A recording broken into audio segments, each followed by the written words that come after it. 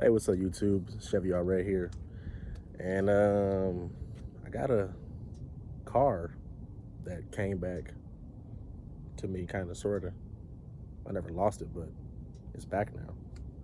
So, if you guys know, I had got the Silverado, the Suburban, and everything. Yeah. So, if you guys recall, about a few months ago, the Suburban went to Vegas. Well, here it is.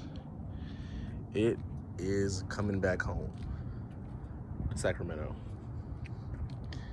She's a little rough right now. I haven't made any changes to her. Got the paint chip still from Texas.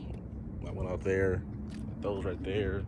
Got the ones right here, and the ones here, the ones under there, and the one down there, and it does a few of them on the past side of the car. But anyways, so I came back to Vegas because it was time for my emissions test.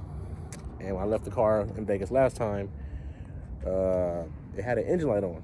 Didn't even know why. Well, I knew why. It said I had a P0171 code and a P0171 code. Yeah, I guess it was, yeah. So let's pop the hood, see what's going on under the hood. The codes are all clear now. I'm gonna tell you why I did that. All right, so, stock 5.3, nothing done other than the E-fan swap on the 04. Exhaust, custom tune, that's about it. So I got home yesterday to Vegas and I started going through just the basic stuff. So popped the idiot cover off and was like, okay, nothing up under this, unplugged. Looked for an evap leak anywhere, didn't see one. Checked fuel pressure, had good fuel pressure. Started up idle fine, this and this and this. It wasn't nothing wrong with it mechanically. Let me tell you what the culprit was. It was this, and it was this. Now, for you guys that know me, these red top batteries, I fucking hate them. I don't like them. The reason why I have this one now, because this one was actually for the Silverado, if you recall. No, I didn't record that video. I didn't record it. It was for the Silverado. That one had died. I had a warranty. Gave me this one. This one was this one was dead, so I was like, let me just swap it out and use this for the time being. Also, that alternator is also off of the Silverado. Yes, it is. And yes, they work the same, anywhere from 96 to 04. As long as they're the same, which they are, you can still run them. Now, they didn't make a 145 alternator for OBS trucks. They didn't make one. All they had was like a 124. Rumor to have 150. I haven't seen one yet, but whatever. It's 145 alternator, and I bought it from Napa last year for the Silverado. Works fine, no problem. My stock one that was in here had died because it couldn't keep up with the battery and the freaking fans. You probably saying, okay, Chris, what's the problem with the car? Okay, low voltage here, and that wasn't charging. It threw a lean code on the MAF sensor. The MAF sensor, from what I've been reading about, it wasn't getting the proper voltage to heat the wires inside the sensor, so it was running lean. It was just dumping fuel through the motor, which you really couldn't tell. It never had a hiccup. It never missed any power. It never did nothing really, which I was kind of weird. Like, it's kind of weird, but whatever. Anyways, so yeah, I got yesterday. New battery in the car, and I was gonna go to the audio store and get the wires for the batteries run to the alternator for more power, but they're closed today, which is fine. It's not bad. I'm not tripping over it. I'll just get some made in California and bring some back when I come back to Vegas end of this month for Thanksgiving. So I pop the air filter out, clean that out, clean the MAF sensor out. I had some stuff in here that I cleaned out also too. I'm gonna be swapping this out for another one. I might get an SMB, or I might just get a different air raid tube because they're made different. This is made for 0499 with the engine fans. As you can see, no clutch fan. So this is made a little bit different. The bottom's made different. For you guys that run 04 and older GM full-size cars with E-fans on them, if you have this problem where your voltage keeps going down, it's the alternator. You can manipulate that by getting bigger battery cables, running from there to there to the battery to the alternator, like the big three. You can do that, or you can go and get a pigtail off of a 05 and newer alternator, and then you can run a 160 out the store, no problem. That's what a buddy of mine did. I just found out yesterday, and that's what I might do. Or you can call MechMan and get, I think it's a 370 amp. Oh no, I think no, it's either 200 or 250 amp alternator that they sell. And I think it's like $300, I believe so. Napa also sells a 200 amp alternator for $306, and you have to buy the harness, which is another $100. So if you ask me, you might also just buy a MechMan alternator. You'll pay more for the one from Napa. You know, you'll pay like $415 out the door for it, and it's like 200 amps. You can get a MechMan for like, I think they're like $300 or $400, whatever. Well, they're probably the same price. But the MechMan has higher amperage on it also too. This car does not have a stereo in it. All it has is a deck, and I might put, you know, maybe 210s in here, maybe. I still have not decided. I don't drive this car a lot. It's coming back to California now, but she's running fine now. I got a smog this morning. It passed the emissions test, no problem. The only monitor that wasn't set was a evap code, which is the last code to always set. It is the hardest code to set, but that's okay because it passed. I guess Nevada allows you to have one monitor that's not set, and the evap one wasn't set.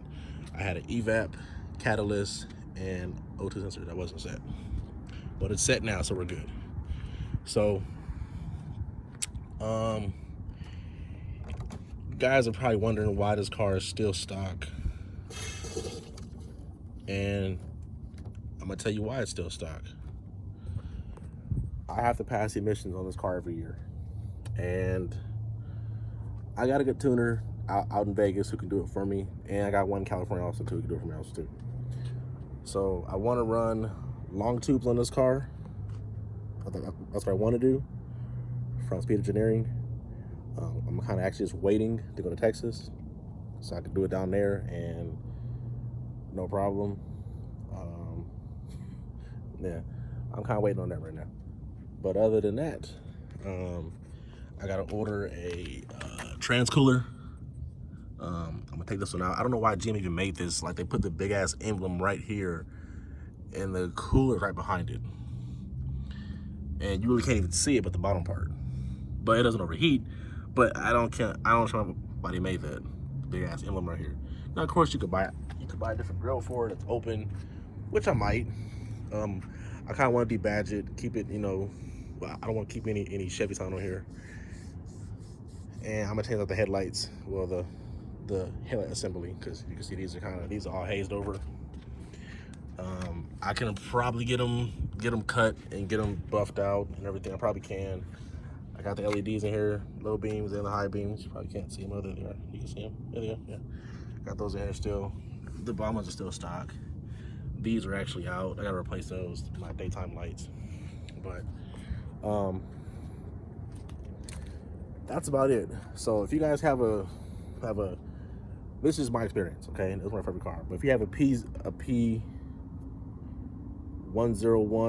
and a 174 code, 171, 174 code, which is lean bank 1 and bank 2. Honestly, for, like I said, my experience, check your batteries and everything. Just rule of thumb. For now, I guess I'm learning this as I went on yesterday. I thought I had a major problem.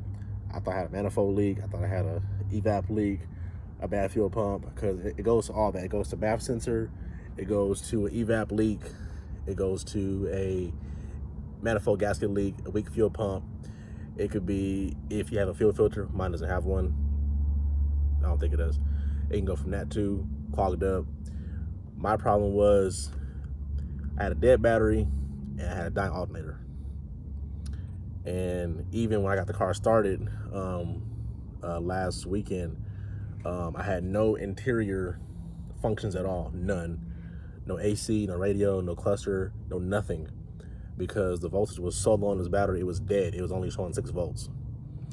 And you guys know these red top batteries, man, the old ones are cool, but these new ones, you know, I don't really like them.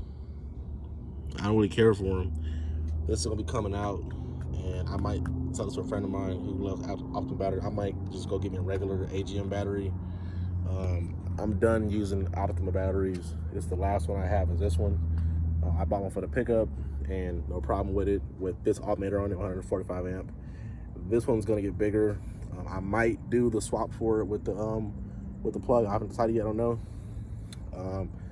That way, if it goes out again, go to O'Reilly and say I got an 05 Tahoe alternator, plug it in, boom, I'm done. You know, I don't know. But that's all I have for you guys for this video. Let you guys know I got my car back. So I'll be going back home end of this month. So I have it back in Sacramento, like December 2nd or 1st of December. I'm gonna take it back home. Me and the big white girl. I kind of miss it, actually. You want to see inside of the car? Let's go inside. It's not dirty. Well, it's not clean. It's not really organized, really. I just kind of had everything in here yesterday. This is my DMV stuff right there. But it's still clean, you know. It's got 97, 181. I got this cluster from a guy up in Stockton, California for I think it was 180 or 200 bucks. He did it for me. You know, she's still clean. Well, it's dirty, but clean. Everything back here is dusty. It's been in my job for like 3 months. I gotta do a good detail on it because you can look right here. That's all dirt and everything. I gotta clean her up, get back in town, clean her up and everything. But one thing I wanted to get clean was my wheels. Those were actually gray when I saw it yesterday morning. They were gray. Took a pressure washer to them, wash them off, and then let them dry. And then this morning I woke up and cleaned them off. Yeah, I think I'm gonna get these kind of like buffed and polished. But they're black, but I got a guy that do it for me. And I'm thinking about getting the exhaust reworked. Thinking about it. I got the duals on them, so I got one on that side, and then, you know, it's one over here. I'm honestly just thinking about doing the one side, but I want to do a staggered tip. I don't know why I like those now, but yeah. So we got more coming for the Suburban. I know the channel is called Project OBS, not PS, whatever. This car might be featured sometimes on there, but you know, I don't know. All right, y'all. Peace, be easy. Happy Sunday. You'll be seeing this video probably tomorrow or tonight. I don't know, whatever. But y'all, peace and be easy, y'all. Later.